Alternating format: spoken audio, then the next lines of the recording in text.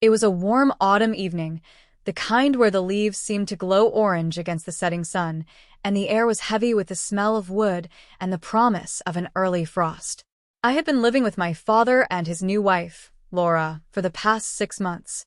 My dad had remarried after a year of trying to move past the death of my mom. Laura was different from her in almost every way, lively, confident, with a kind of effortless grace that drew people to her. She was the kind of woman who could light up a room just by walking in, and while she was never trying to replace my mom, her presence made things easier. At first, our relationship was simple. We were polite to each other, even friendly. Laura made sure I felt comfortable in the house, always asking about my day, checking in to see if I needed anything. It wasn't long before I began to appreciate her company. We would have long talks at the kitchen table when my dad worked late. Our conversations were easy, natural. She would tell me about her job, her life before meeting my father, and I would listen, more attentive than I had been with anyone else in a long time. There was something about her that felt soothing, and I found myself drawn to her, to the way she made me feel at ease, like I was important. One night, after one of our late-night conversations, things shifted. We had been talking about my future, and as I stood up to go to bed, she reached out, her fingers lightly brushing my arm. The touch lingered just a little longer than expected, and for the first time, I felt something I wasn't sure I should feel. There was a warmth in that touch, something that stirred inside me, but I ignored it, thinking it was just the closeness we developed over time. Yet, as I lay in bed that night, I couldn't stop thinking about it. The way her hand had lingered, the way her eyes had softened when she looked at me. I told myself I was imagining things, but I knew better. The days that followed were filled with more moments like that. Quiet, subtle moments where our conversations would dip into deeper, more personal territory, where her gaze would hold mine just a little longer than necessary. Sometimes, we would sit together on the couch, her body close enough to feel her warmth, and I would wonder if she felt the same pull I did. I began to notice the way she would smile at me, the way she would laugh at my jokes, her laughter coming a little too easily, her eyes searching mine as if there was something unspoken between us. It was nothing obvious, just enough to create a tension that neither of us acknowledged, but both of us felt. One evening, after my dad had left for a business trip, it was just the two of us at home. We had been watching a movie, sitting side by side on the couch, our arms almost touching but not quite. The tension was thick in the air, though neither of us mentioned it. At some point during the movie, Laura got up, stretching as she said, "I think I'm going to take a shower. It's been a long day." I nodded, my throat dry, trying to keep my mind from wandering. "Yeah, sure. I'll be here," I replied, my voice barely steady. I tried to focus on the movie, but all I could think about was the way she had looked at me before getting up. There was something in her eyes, something that made me feel both excited and nervous at the same time. A few minutes later, I heard her call my name. "Can you come here for a second?" I hesitated, unsure of what she needed, but I got up and walked down the hall toward the bathroom. The door was slightly ajar, and steam was spilling out into the hallway. I knocked lightly. "Yeah, what's up?"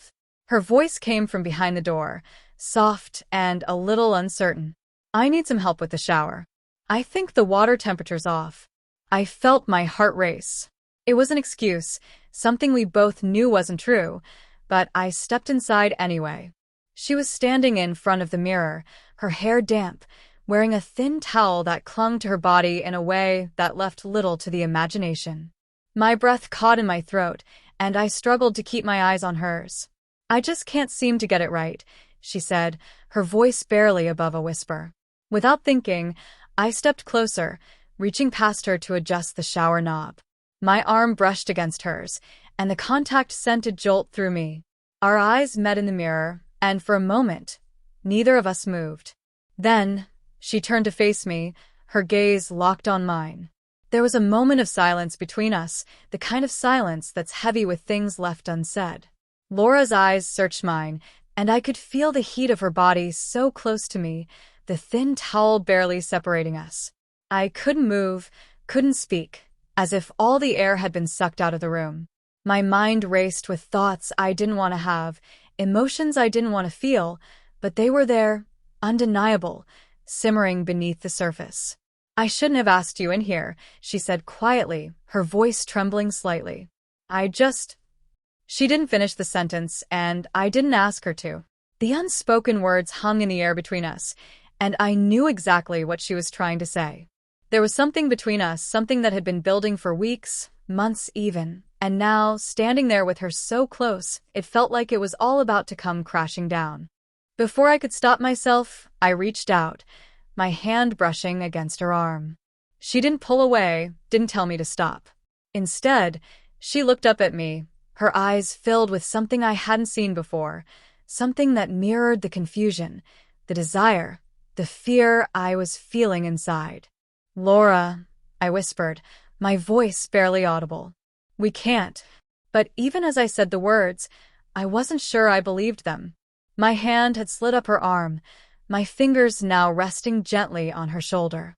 Her skin was warm, soft, and I could feel her breath quickening as she looked at me, her lips parted slightly as if she wanted to say something but couldn't find the words. "I know," she whispered back, her voice thick with emotion. "But She stopped again, and in that moment, everything seemed to shift.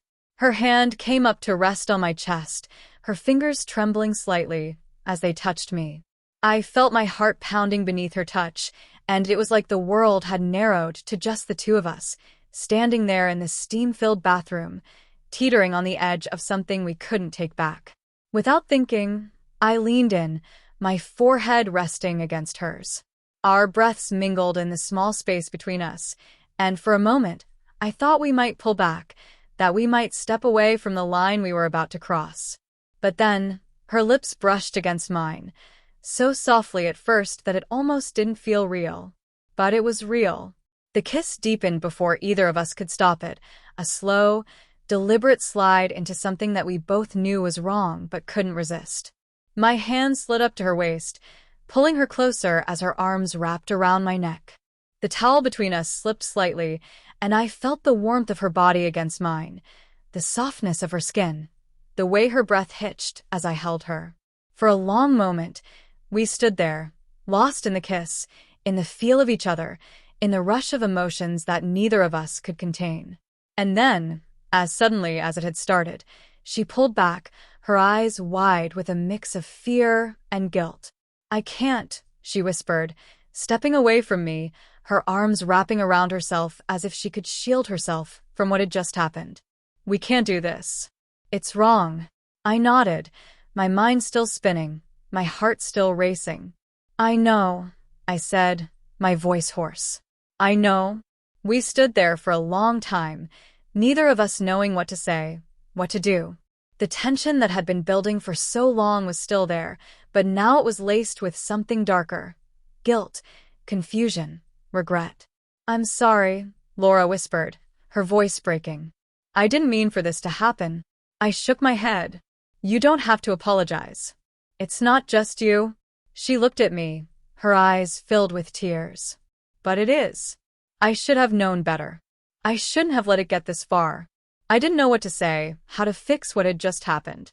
All I knew was that everything had changed, and there was no going back. The weight of what had just happened hung in the air, suffocating us both. Laura quickly wiped at her eyes, turning away from me as if facing me head-on would make things worse. I could see the conflict in her body language, the way her shoulders tensed, her hands shaking as she pulled the towel tighter around herself. I didn't know how to ease the tension between us, and every step I considered felt like it would only make things more complicated.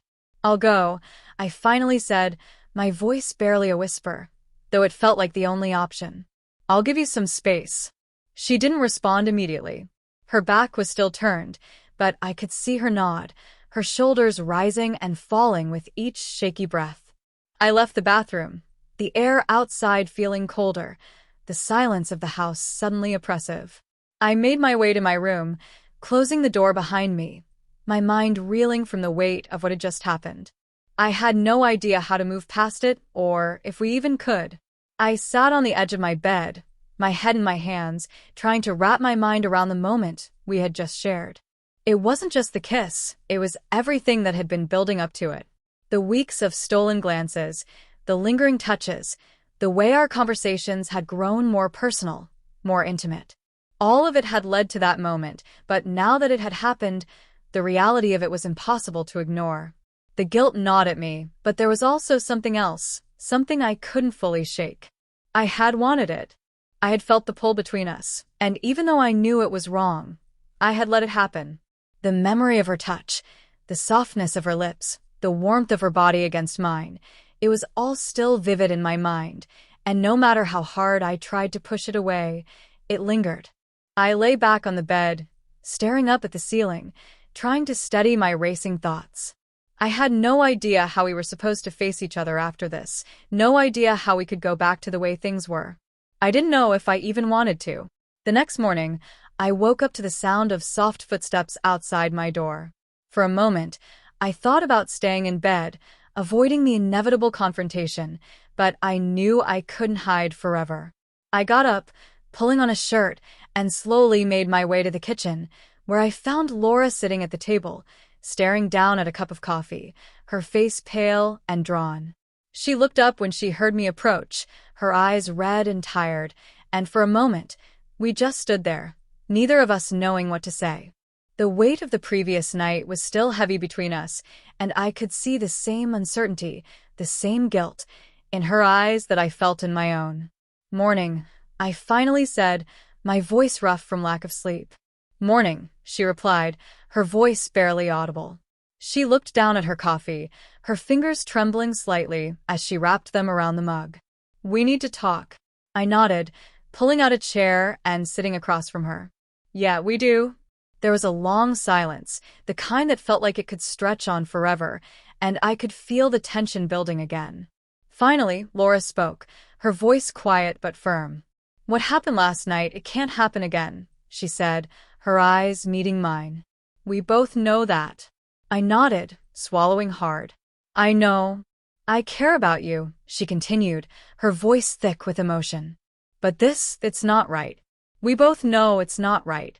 I don't know what we were thinking." "I wasn't thinking," I admitted. "It just happened." She let out a shaky breath, her eyes filled with a mix of sadness and regret. "I know. But we can't let it happen again. It'll only make things worse." I didn't argue with her. I knew she was right, but that didn't make the feelings go away. The attraction, the connection, it was still there, simmering beneath the surface, and I could see it in her eyes, too. But I also knew we couldn't act on it. Not again. "We can't just pretend it didn't happen," I said softly. "But we can move past it. We have to." She nodded, though her expression told me she wasn't entirely sure how we were supposed to do that. "We'll try," she said. "For your dad. For us. We have to try." I agreed, but as I sat there, looking at her, I couldn't shake the feeling that things between us had changed irrevocably. We could try to ignore what had happened, but the tension was still there, hanging between us like a storm cloud, ready to break at any moment. The days that followed were filled with an awkward silence between us. Laura and I tried to pretend nothing had happened, but the tension between us was palpable. We avoided being alone together whenever possible, and when we were in the same room, our conversations were stilted, forced, as if we were both walking on eggshells, afraid that one wrong move would send everything crashing down. My dad remained blissfully unaware of the undercurrents in the house. He was busy with work, traveling often, and when he was home, he didn't seem to notice the strained dynamic between Laura and me. I envied his ignorance. He didn't have to carry the weight of the guilt, the confusion, the desire that still lingered between us. Laura did her best to keep up appearances, but I could see the cracks starting to form.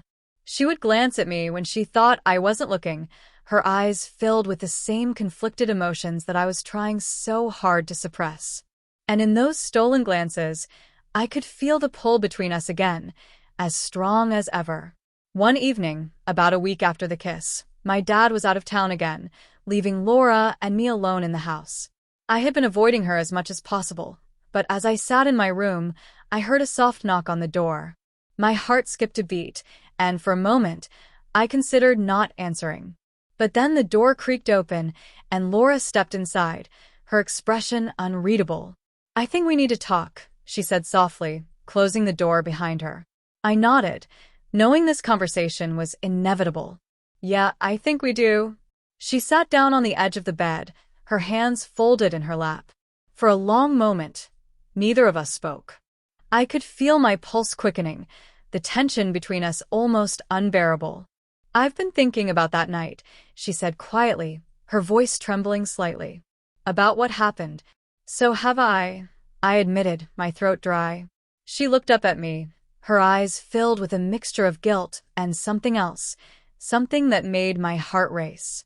I keep trying to convince myself that it was just a mistake, that it didn't mean anything, but it did. I finished for her, my voice barely above a whisper. She nodded, her eyes searching mine. It did. And that's what scares me. I didn't know what to say.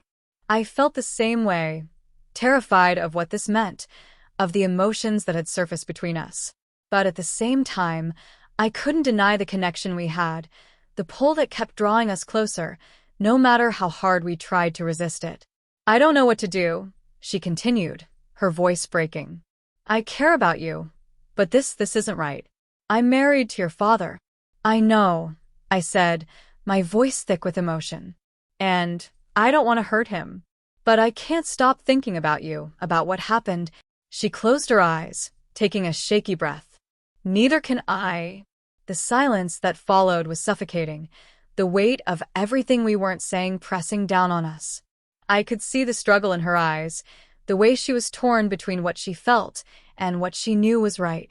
And in that moment I realized I was, too. I don't know how we move forward from this, she said, her voice barely audible. I don't know how we go back to the way things were. I shook my head. I don't think we can. The room felt smaller, the air thicker, as if the walls were closing in on us. I could feel the tension building again, the unspoken words hanging between us, and I knew that if I didn't say something, we would be stuck in this limbo forever. Maybe, I hesitated, my heart pounding. Maybe we don't have to go back. Laura's eyes widened, and for a moment, she looked at me as if she didn't understand. Then, slowly, her expression softened, and I could see the same thought flickering behind her eyes, the same dangerous, impossible thought that had been swirling in my mind for days.